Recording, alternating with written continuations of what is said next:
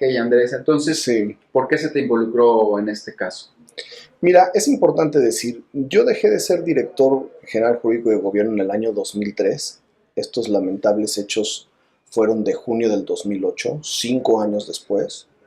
Esa licencia correspondía a un establecimiento mercantil que se encontraba en el mismo lugar, pero de nombre Acrópolis, y que fue otorgada a una persona de sexo femenino. Como ustedes saben, quien se ostentó como propietario del News Divine era una persona de apellido Maya y de sexo masculino,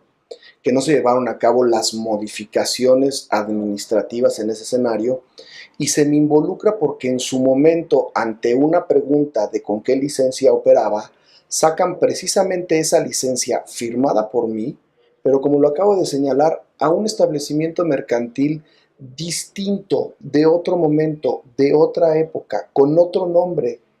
propietaria otra persona, que como lo vuelvo a repetir, ni siquiera del mismo sexo. Es muy claro que correspondía a un establecimiento mercantil totalmente distinto. Pero bueno, en ese momento se interpretó que erróneamente así era como operaba,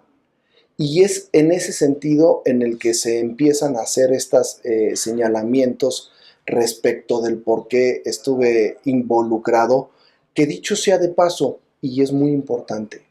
en todo este procedimiento, en donde hubo una recomendación de la Comisión de Derechos Humanos de más de 200 páginas y que hizo recomendaciones precisas al gobierno de la ciudad, en específico a la Procuraduría General de Justicia, en aquel entonces del Distrito Federal,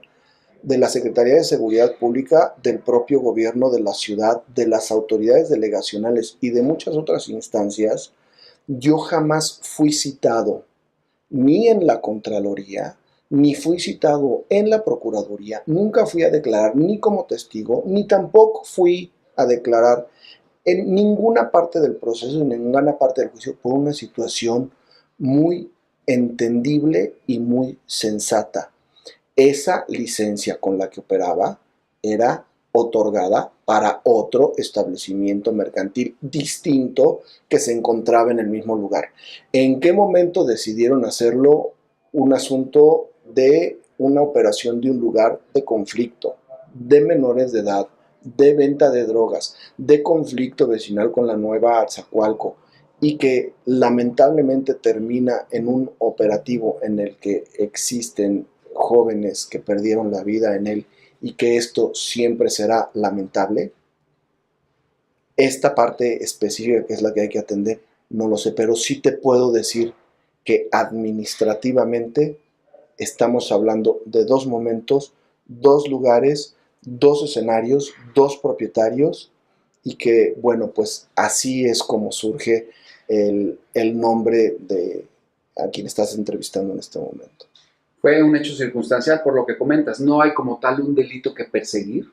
No existe ningún delito, no fui citado por ninguna autoridad investigadora, no fui citado por ninguna autoridad administrativa, no aparece mi nombre en ninguna de las partes del expediente, ni de las recomendaciones, ni de la amplia investigación que se ha hecho,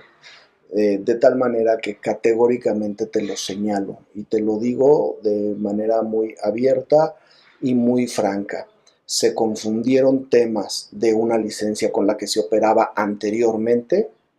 a esa licencia con la que operaba en la actualidad, y que cualquiera de ustedes que pueda tener acceso a ella, o que quizá la solicite, o que la investiguen, la ven en el gobierno de la ciudad, ahí van a encontrarse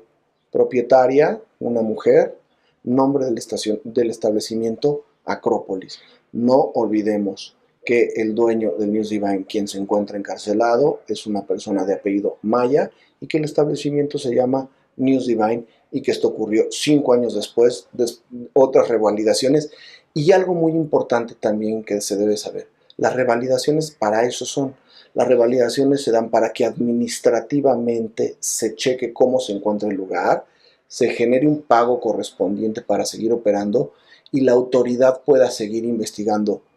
Ojo, y algo muy importante que se tiene que decir y que se tiene que saber: ese lugar, después de quejas en el 2006, en el 2007, incluso antes de junio del 2008, generaron verificaciones, clausuras a ese lugar. Una de esas clausuras derivó en la revocación de la licencia de funcionamiento y que ya no debería de operar. Después, por seguramente algunas argucias de orden jurídico, inició la operación de este establecimiento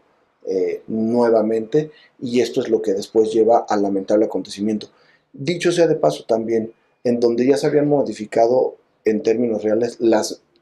dimensiones con las que operaba, ya no era un establecimiento de 160 metros cuadrados, era un establecimiento de más de 200 metros cuadrados, y ya su conformación, titularidad, nombre y destino era totalmente distinto a aquel, al menos del 2000-2002, y por supuesto ignoro las condiciones cuando se otorgó la licencia por primera vez en 1996. Eh, yo creo que es muy entendible que ya estamos hablando de 22 años a partir de esta fecha de cuando empezó a operar, y que estamos a 9 años ya de ese lamentable acontecimiento, y que esto sucedió 5 años después de que yo tuviera intervención alguna.